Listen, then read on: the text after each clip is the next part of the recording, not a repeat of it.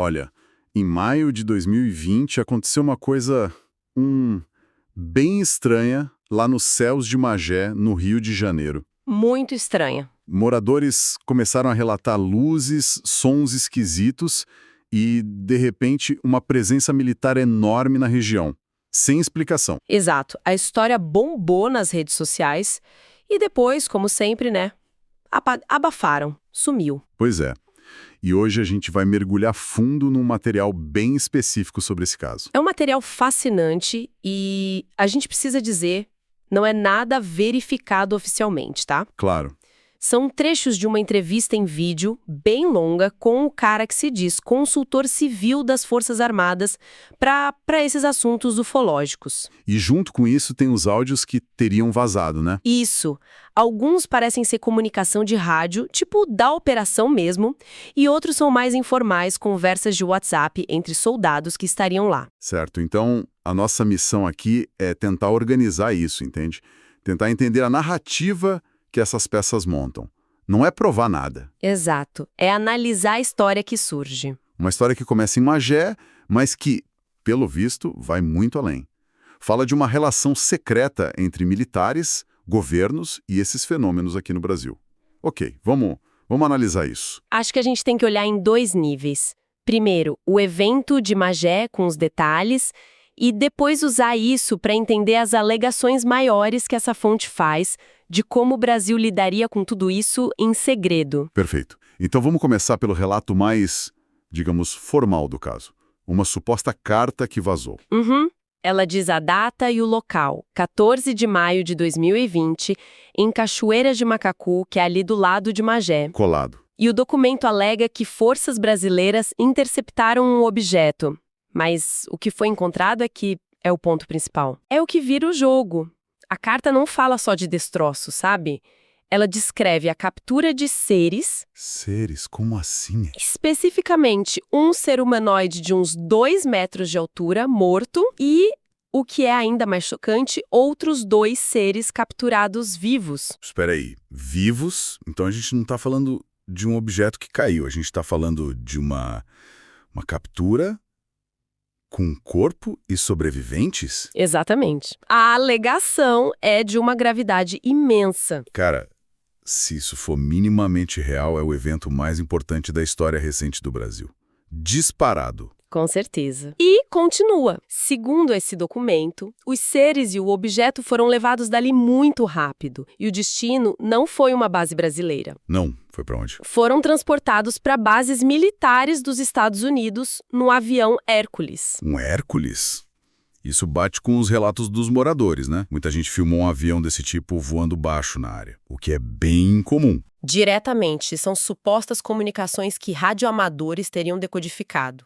O tom é de urgência, de confusão, sabe? Cheio de jargão militar. Tipo o quê? Confirma-se abatido, câmbio e tá tudo amassado, não tem como entrar lá, mas tem mais corpo dentro. Mais corpo dentro, nossa. Mas você disse que tinha uma frase ainda mais reveladora. Tem. Um dos operadores fala: o corpo americano de Alcântara vai deslocar VH para posição. Corpo americano de Alcântara. Isso é muito específico. O que significa isso? Então, VH é helicóptero na linguagem deles, mas a parte-chave é essa, Corpo Americano de Alcântara.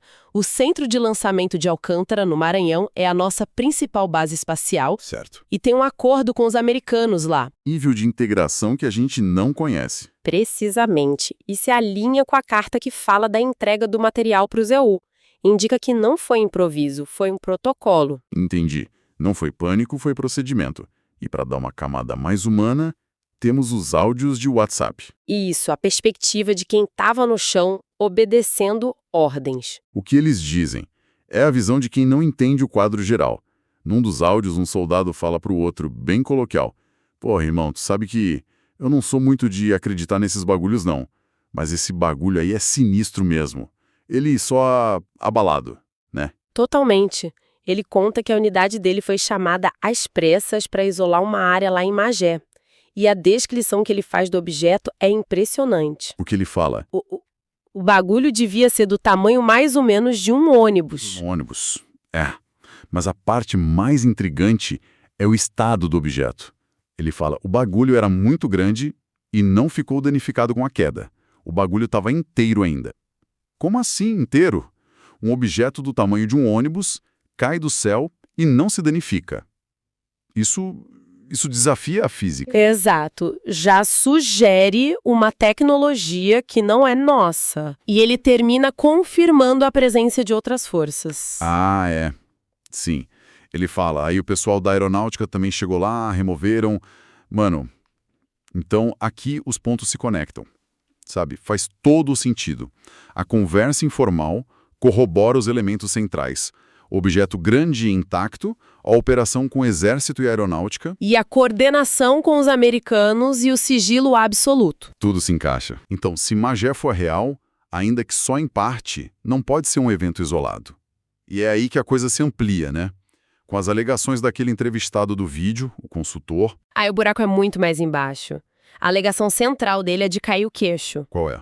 Ele afirma que existe um acordo secreto, firmado na ONU, lá nos anos 80, Guerra Fria. Um acordo na ONU, sim. Nesse acordo, o Brasil e outros países teriam se comprometidos a entregar qualquer tecnologia ou ser extraterrestre capturado aqui por uma das duas superpotências, Estados Unidos ou Rússia. Nossa. Então o Brasil seria só um local de coleta. Basicamente isso.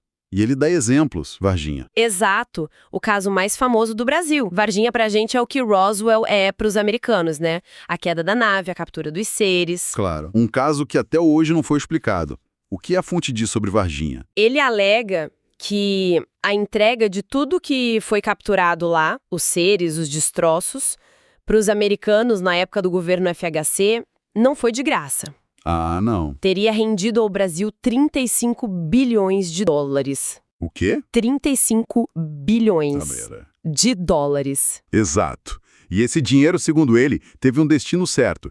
Quitar uma dívida que o Brasil tinha com o FMI. Pera um pouco, vamos parar aqui. A implicação disso é gigantesca. Se isso for verdade, uma das manobras econômicas mais importantes do Brasil no século XX foi financiada por uma transação secreta com tecnologia alienígena. Isso reescreve a nossa história econômica moderna, né? A tecnologia extraterrestre vira uma moeda de troca geopolítica de um valor inimaginável. É. Deixa de ser só ciência e vira poder, economia, segredos de Estado. Exato. Mas aí a pergunta é, se isso acontece, por que nenhum presidente nunca falou nada? A explicação da fonte para isso é assustadora. Ele diz que presidentes têm acesso muito limitado a isso, o mandato de 4 anos os torna passageiros, ele usa um termo gradiente de confiabilidade. Diz que os presidentes não têm esse gradiente. São vistos como peças temporárias, instáveis demais para guardar um segredo desse tamanho. Exatamente essa ideia. Então ele está descrevendo um estado profundo, permanente, que é militar, não político. Uma estrutura que vê os presidentes eleitos como gerentes temporários. É um pensamento arrepiante, mas é a descrição dele. O conhecimento real estaria com militares de carreira, de coronel para cima. Uma estrutura que transcende governos. Isso, e o juramento de silêncio seria absoluto. A quebra dele custa a vida. Ele até cita um militar chileno que falou depois de se aposentar e apareceu morto. E qual seria o papel desse consultor no meio disso tudo? Ele se coloca como uma figura única, um civil com conhecimento especializado que é chamado para ajudar. Ele diz que foi acionado 5 vezes só no governo Bolsonaro, por generais que foram alunos dele. E ele descreve algum caso específico. Sim, para ilustrar. Um caso que aconteceu entre 2021 e 2022. A queda de uma nave perto de uma fábrica da Imbel. A indústria de material bélico. Onde? Em Macaé, também no Rio. Ele diz que a nave não foi abatida, foi desativada por um campo eletromagnético. E tinha tripulação? É aí que a história fica mais bizarra. Segundo ele, tinha 3 seres do tipo Grey. Os clássicos Greys. Isso. E não estavam sozinhos. Tinham 2 humanos a bordo, vivos, um homem e uma mulher. Humanos? Como assim? A alegação é que eram abduzidos usados em pesquisa genética. A consultoria dele foi toda por telefone. Quando ele se ofereceu para ir lá... O que aconteceu? O general foi taxativo. Ele cita o general. Rodrigo, lá em cima você é almirante. Aqui você não é nada. Tu é um civil. Se eu te autorizar a entrar ali, pelo contrato com os americanos, você desaparece no dia seguinte. Nossa, E o desfecho? o mesmo de sempre. Os americanos vieram e levaram tudo. Ok, a gente viu esses casos de quedas, recuperações, mas isso me faz pensar, como é o dia a dia de quem monitora os céus? É só silêncio até algo cair? Ótima pergunta. E segundo ele, a normalidade é muito mais movimentada. O mais comum não são quedas, são avistamentos por radar. Quantos? Ele afirma que o Sistema de Defesa Aérea, o SINDACTA, detecta de 7 a 10 objetos não identificados por semana. Por semana, isso é muita coisa. E o que eles fazem? Mandam os caças? Não. Ele diz que simplesmente não agem. Sabem que não adianta. Os caças não têm a menor chance de alcançar esses objetos. Seria como, sei lá, tentar pegar um trem-bala de bicicleta. Então eles só monitoram, registram e arquivam. E a fonte menciona rotas específicas? Padrões? Sim, e essa parte é fascinante, porque leva a discussão do militar para o esotérico, digamos. Como assim? Ele mapeia uma rota principal, uma rodovia de OVNIs no Brasil. Começaria em Ilhabela, em São Paulo, Certo. seguiria para Itatiaia e Agulhas Negras, no Rio, cruzaria o país até Barra do Garça, no Mato Grosso, e terminaria na Amazônia, no Pico da Neblina. E por que essa rota? A explicação da fonte é que são pontos de conexão com os chakras energéticos do planeta. Chakras energéticos? Isso soa mais espiritual que geológico. Ele explica o que seria isso? A explicação é totalmente energética, não geológica. Ele diz que são vórtices de energia que atraem essa atividade. Ilhabela, por exemplo, ele descreve como uma base intraterrena. Uma base submarina. Isso. E ele faz uma alegação espantosa sobre lá. Diz que perto da Cachoeira do Gato, em Ilhabela, existe uma pirâmide artificial. Uma pirâmide. De 4 metros de altura, intacta, e que uma equipe da USP já teria analisado a água que brota dela e visto uma composição diferente. Uma pirâmide artificial? Em Ilhabela? Isso já entra em outro território, né? De aliens do passado. Sem dúvida. E reforça a ideia de Ilhabela como um ponto central.